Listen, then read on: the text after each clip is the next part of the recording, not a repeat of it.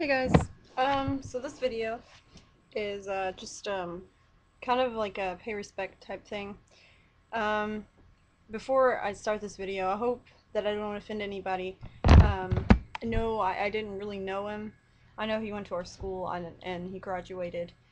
And this is just more of like, I just want to pay my respect, and I want to let you guys know, the ones that watch this video that go to my school, that knew Chris, that I I didn't know him, but I've gone through a lot of losses recently. I've lost 4 people within the past 6 months. So, I mean, I know how it feels, and it sucks. Like, it really does suck.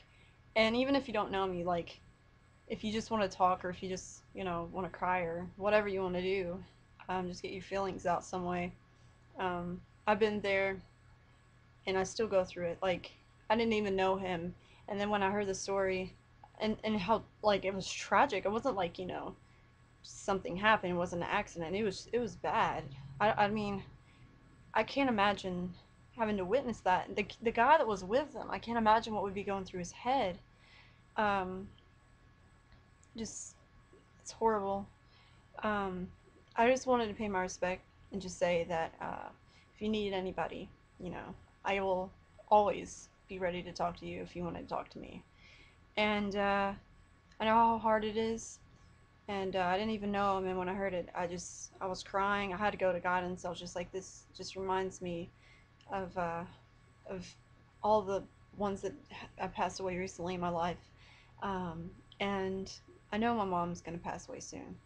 It's just, she's an alcoholic her entire life, and she's 50 something, so she's like, you know she's drunk herself to death, and she did a lot of drugs for a long time. So I know she's not going to be around much longer. I know my grandmother's not going to be around much longer, or her grandfather. And I worry to death all the time about my brother. He probably doesn't know that, but I really do. It just scares me. And I think sometimes,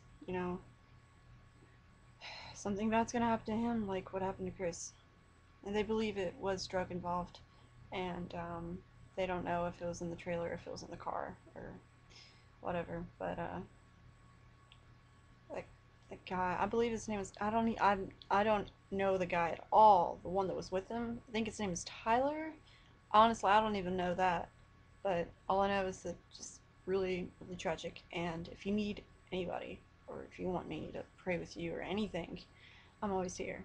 um and there's a couple of verses that, if you want to look up, even if this isn't, you know towards you, the specific topic, if you've gone through like a death, or if you're going through a death, or anything like that, there's a couple of scriptures that I've kept that I really like. I'm gonna read a couple of them, but uh, this one is the one that I read at Tyler's funeral.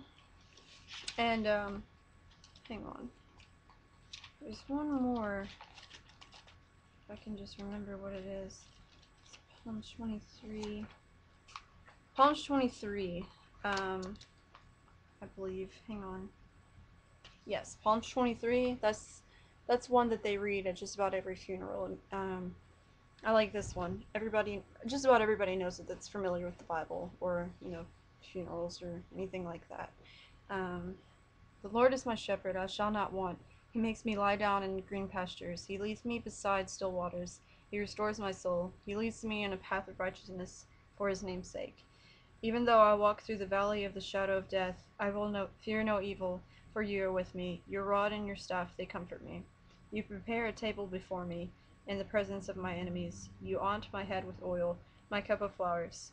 Surely goodness and mercy shall follow me all the days of my life. I shall dwell in the house of the Lord forever.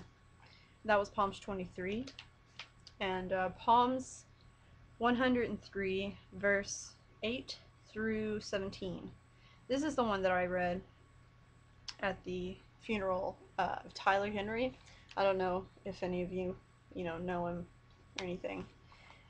He's a pretty good friend. I wasn't the closest to him, but like, that's after he graduated, because I never got to see him. He lived really close to me, but I don't really get out of the house. And I wish I would have, now that I think of it. But we used to sit together on the bleachers every day. And he would always like have piercings and stuff, and I'm always like, oh God, how could you do that? Because he doesn't of himself. I'm just like, could you do that? One day he just stuck a safety pin through his lip, and I was just like, ah. He's like, it doesn't hurt. I'm just like, ah. He's like, you got to do it one day. So I'll do that for him one day. I promised I would, just as soon as I can.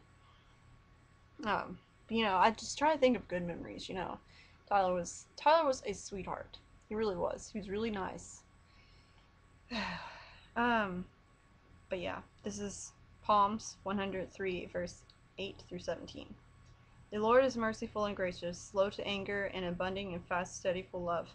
He will await. He will not await. God, I cannot read. He will not await chide, nor will he keep his anger forever. He does not deal with us according to our sins, nor repay us according to our inquantities.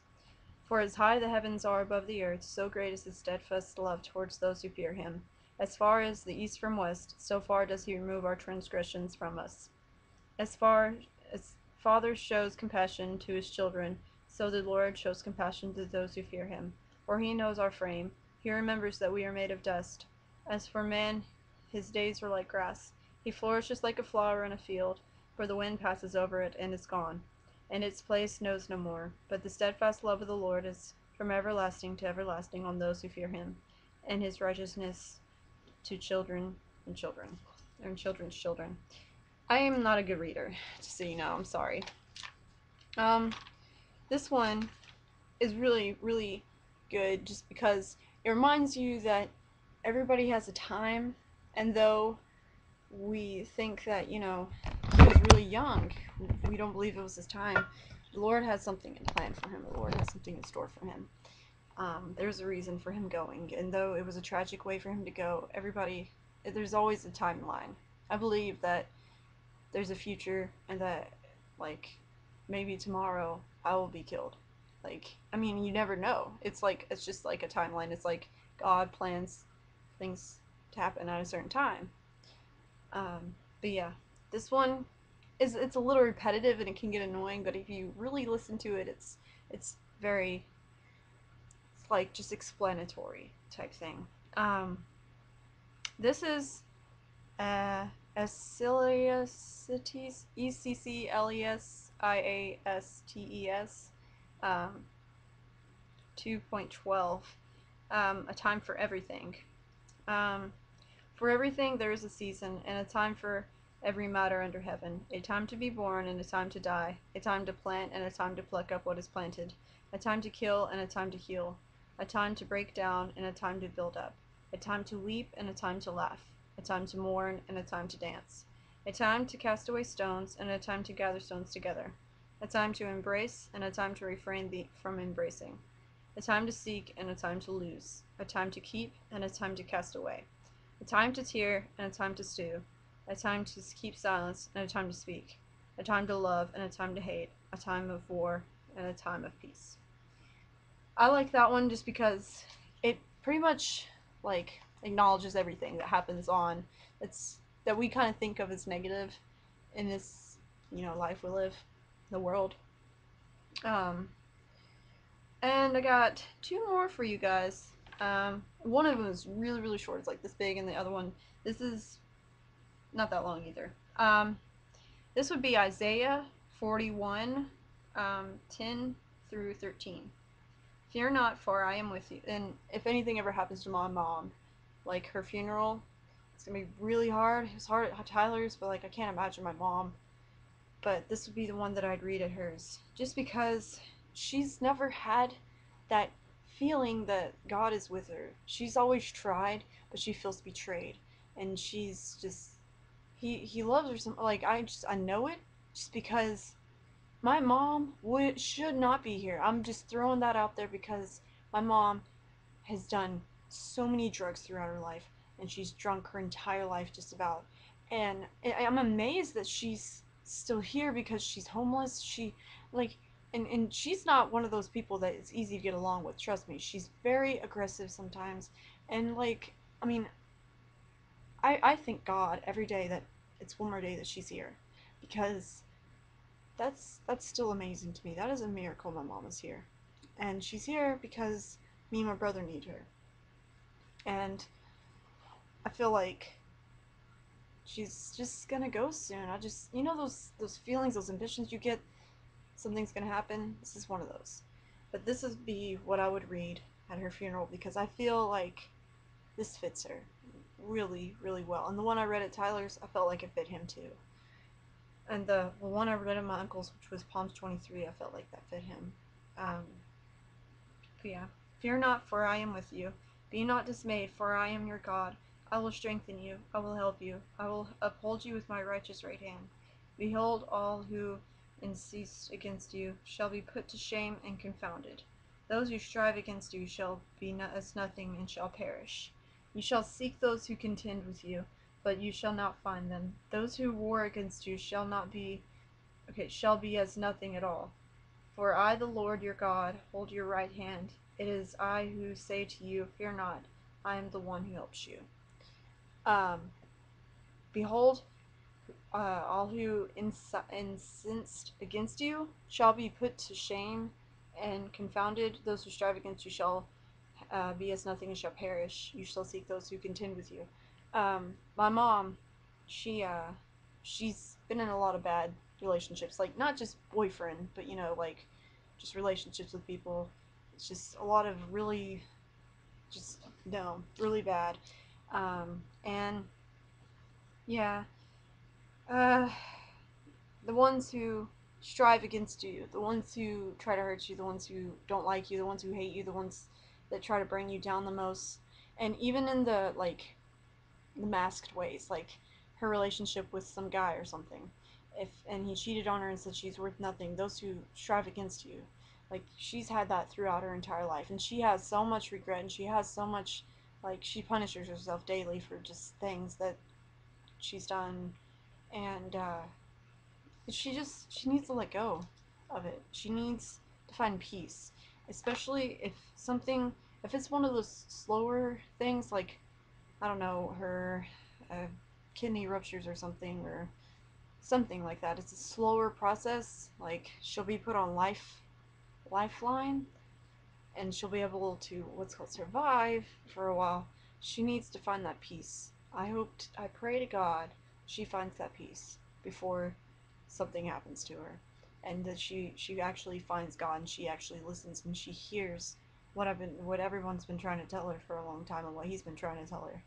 And I hope that she does because it would mean a lot if she did. Like just my mom, if you knew her, you'd understand. Um, Now this is just a little quote. Let not your hearts be troubled, and do not be afraid. That's that's let not your hearts be troubled and do not be afraid. That would be John. Um, let's see, John 14, the very first little phrase there. I am the way and the truth and the life. Yeah. So I just wanted to read a couple of those for you guys. Those are my favorite scriptures, just because those are memories of ones that have passed, and my mother, who I believe will pass, which is really, you know, I I seem strong in this video, but honestly, I just want to cry when I think about it, especially when I think about my mom because she's gone through so much. And though she has messed up, though she lost us in custody a long time ago, you know, I think about it um, all the time, just how much guilt she puts on herself and the reasons like for her doing things like she buys us food and all this stuff. It's like she feels so bad for everything that she's done, and like the relationship between her mom, which is my grandmother, and her, just bad. It's just not there. Well, I've gone on for 15 minutes. If you need anything, you can always message me. Also, facebook.com/wendy.m.n.brown. That link is on my background picture. If you ever need me to pray with you or anything, we always have Stickam. We always have a little vid chat on Facebook. Yeah. But I love you guys, and if you ever need me, you know, I'm always here. If you ever want me to pray for you, I'm always here.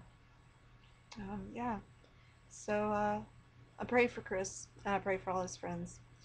So, um, good night, guys.